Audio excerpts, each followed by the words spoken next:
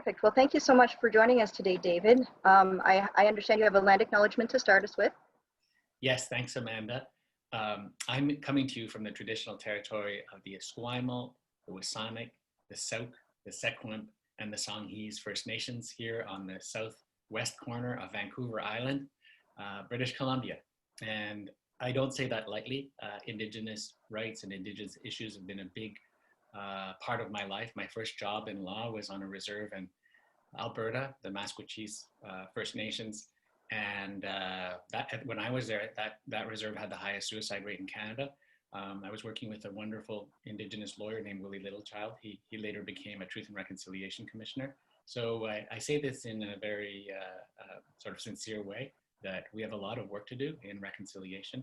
And I really believe the Green Party, it should be a big part of that. Perfect. Well, thank you so very much. It has been a very long campaign, and I'd like to know, where exactly are you at with yours right now? Well, you're right. We're basically Saturday, the 26th of September coming up is the day where folks will receive in their email inboxes the ballot. And it's a ranked ballot, so they get to rank all the candidates 1 to 8. Obviously, I'm hoping people rank me number 1. And if they don't, then rank me number 2 and so on. But it's been a long, long campaign, 10 months. Elizabeth May retired last year, and people have been working very hard, and you can see it now. Stress levels have really gone up. So there's a lot of complaints being filed, and false polls are now being circulated, and all sorts of sort of questionable politics. I really hope that people will stick to green values, nonviolence, real participatory democracy, and all those core values right until the end. But you can see some of the campaigns are getting very stressed, and it's unfortunate. It is actually quite stressful for us members as well, because sometimes we don't know what's going on, and we definitely don't have any control, especially when we don't know what's going on. But I'd really like to take a moment and focus on some of the good things that have gone on. What would you say are like shining moments of democracy through this that you've seen? Well, one of the shining moments was in Thunder Bay with you, Amanda, and the great circle we had at the Unitarian Church. It was really a moving experience. We had so many young Indigenous people there, people really committed to Indigenous rights, people committed to the green cause. I felt that was one of our most memorable meetings of the whole campaign back in, I believe it was early March before COVID hit, and maybe end of February even. And the travels across Canada, I've crossed the country twice, the only leadership candidate to actually do that. I got stopped at the Quebec-New Brunswick border when I was on my way into Atlantic Canada when COVID-19 struck. So that was really too bad. So I can't say that I've traveled the whole country. I'm looking forward to going to Atlantic Canada. But the rest of the travels were fantastic. Lots of deep concern inside the Green Party, though, about basic competence. We're probably competent in about 15 ridings, maybe 20. We need to be competent in 338 ridings, and we're not. So there's a ton of building from the ground up to do. EDAs, our riding associations, need to be empowered. Our volunteers feel they're not properly supported. So there's so much work to do. But the positive is that these are not difficult things to solve. They take hard work. They take organizational skill. They take leadership commitment and direction, and a vision. And so that's what I'm offering in this leadership campaign. And it's been actually overall really positive up until about the last couple of weeks. And then these strange things have started happening with unfounded complaints being filed and false polls being circulated and other unfortunate things. But, we'll get through it. There's only 10 days left.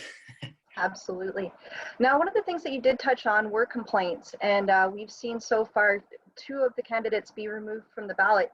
I'd like to hear your opinion on that, especially with how the Green Party is dealing with these matters. Well, I feel the Green Party complaints process is badly broken. It's a very sort of old-fashioned process where it's investigate and judge. And anybody who's been involved in dispute resolution, and I have for 28 years, will know that the science of dispute resolution has moved on way beyond this. It's much, much better to take a listening approach, a constructive bridge building approach, an early resolution, mediation type approach. Even on, serious complaints, that approach typically works better. It leads to reconciliation as opposed to fights and nastiness. And you're right. Just recently, I've heard today that Miriam Haddad has been reinstated as a candidate, but she was really put through the ringer for 2 or 3 days. And And you look at Judy Green, a fantastic person, put through the ringer by this really negative process. Same with Dimitri Lascaris. And as you mentioned, Dylan Percival Maxwell was actually excluded. So you look at all this nasty complaint stuff and you think, we've got to find a better way. Let's go to green values. Let's look at nonviolence as a key principle. Let's also look at participatory democracy. You know, having a anonymous sort of star chamber in Ottawa deciding who's in and who's out is really an old-fashioned way of doing dispute resolution. It's not the smart way to handle complaints. And if I'm leader, I'm really going to be pushing for an overhaul of that whole system. That's really good. Actually, when you were down here in Thunder Bay, you and I had a really good conversation, and you know my opinion on the Canadian Council of Governments, which is outlined very heavily in the green policy. Mm-hmm. One of the things that I've come to find is you also share this need to have good communication throughout the party on all levels of government. And I'd really like to hear a little bit more about your, and correct me if I'm wrong, is it an Indigenous sharing circle that you're? Yeah, thank you. Indigenous Advisors Circle. Yeah, we just rolled that out on Tuesday. And the idea is to just structure the way the party engages and listens to Indigenous people across Canada. We've identified 4 wonderful Indigenous leaders, and we're starting with that circle. And if I am elected as leader, I plan to keep it going. They're going to develop their own mandate. They're going to identify other members to join them. And it's just starting, literally, it started this week. And I really believe it'll be a good way for us as Greens to hear Indigenous voices that haven't been heard in our party in a much more systematic and serious way. And if we don't listen, then we don't learn, we don't understand, and it all starts with listening. Perfect. Now, can I ask you if you started that initiative or if it was an idea that was brought to you? It's an idea that I came up with. As I mentioned earlier, I have a long background in dispute resolution and Indigenous justice. And, you know, anybody who's worked in that kind of work will know the saying that Indigenous leaders and Indigenous communities often repeat, which is nothing about us without us. And so we can't just assume, and nothing should be done without having Indigenous voices at the table, so that we listen carefully and we understand and we learn. And so structuring that is not a hard thing to do. And I really believe the Green Party will benefit from this. Perfect. Now, with that too, I understand that your advisory group actually came in part from within the Green Party itself. Yes. So I have. Sorry. No, please tell me more. Well, two of the key people on it, Lorraine Reckmans from Ontario, who is a member of the Serpent First Nation, have been very involved in the party. She was our Indigenous critic for many, many years, a 5-time candidate for the Green Party, really amazing woman. And Desmond Bull, actually from Maskwacis, I mentioned Maskwacis earlier, is the Indigenous critic for the Alberta Greens.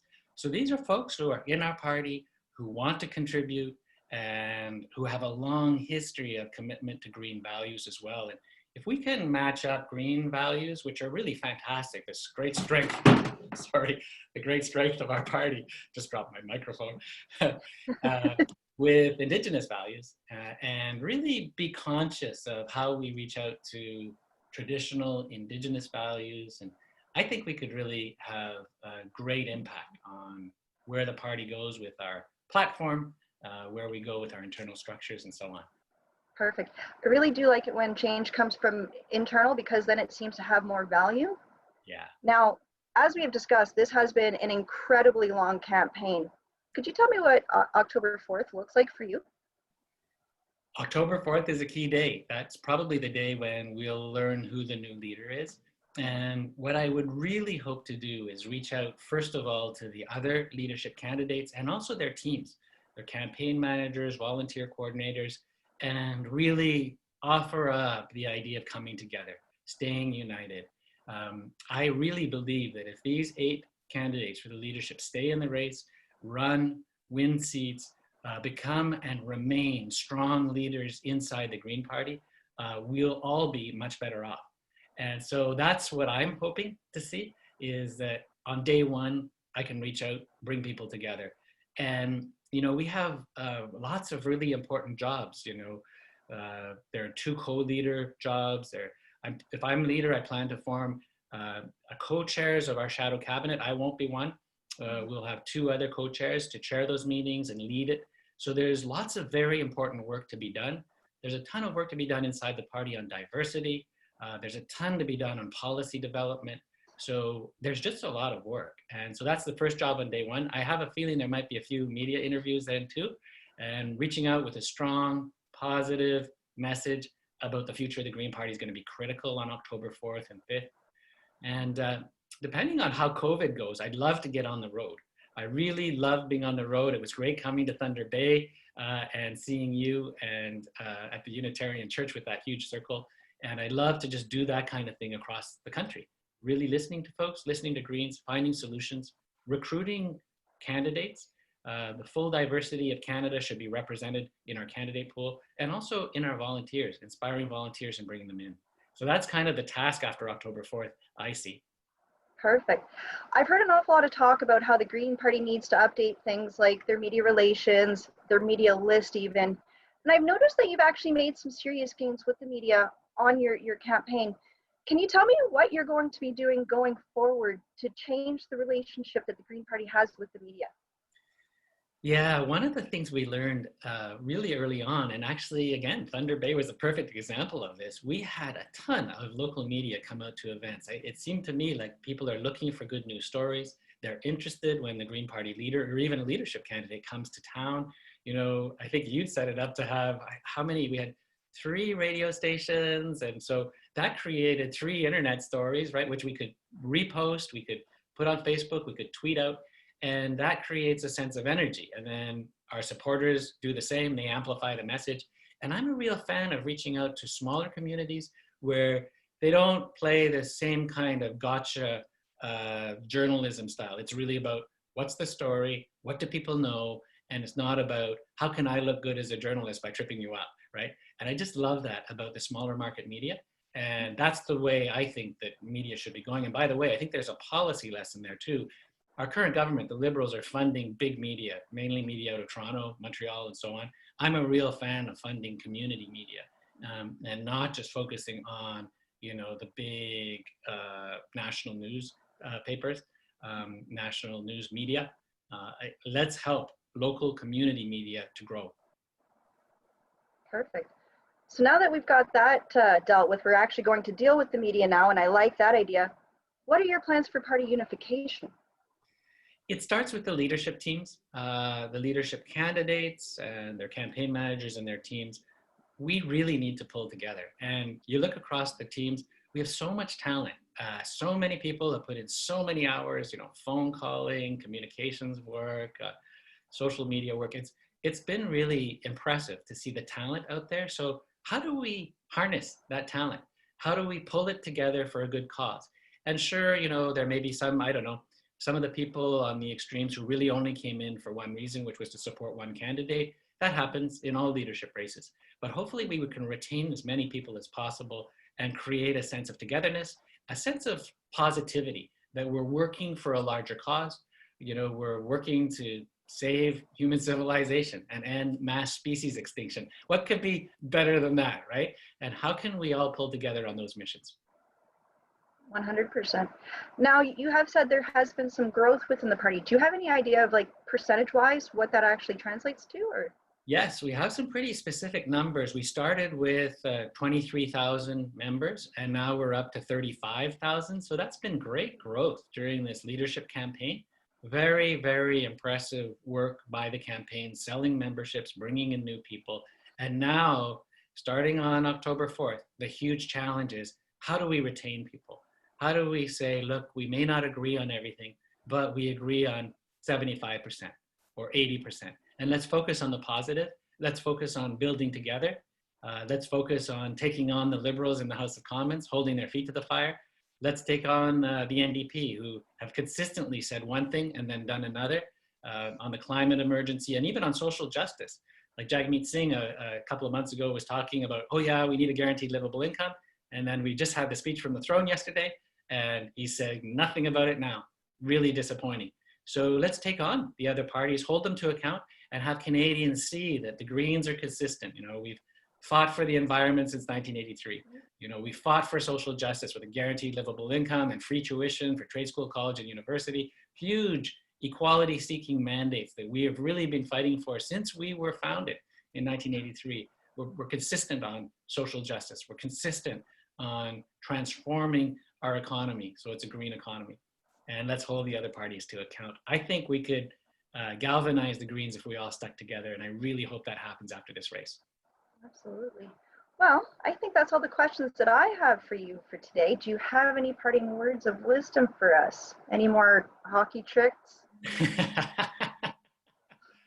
I'm really missing hockey right now. I haven't played since COVID-19 started, and my friends here on South Vancouver Island, it started. They just started last week, and I'm campaigning hard. So I'm missing it and looking forward to getting back to hockey again. But in terms of parting words, I just say to folks, you know, there's really only 10 days left. I hope all the candidates and all the campaigns stay true to green values, especially our nonviolence and our participatory democracy values. It's been very hard for some of the campaigns. You can tell they're extremely stressed.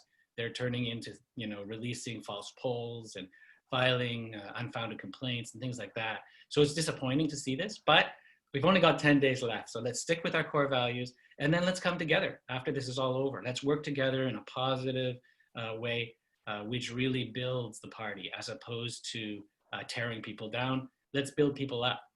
Let's build up the whole diversity of our party, the geographic diversity from coast to coast to coast, the identity diversities we have inside the party, and the ideological diversities. Let's really value that core value of diversity and stand up for it. Anybody who has questions can call me. My cell phone's on my website, davidmerner.com. My cell phone number is right there. And I'm glad to chat with anybody as the campaign comes to an end. Perfect. Well, I got to tell you, I do look forward to working with you for a much stronger campaign going into the next federal election. Thank you so very much. Thanks very much for all you've done, Amanda. Really appreciate it. Absolutely. Well, have a good day. Thank you. You too. Bye-bye now. Bye. Bye-bye.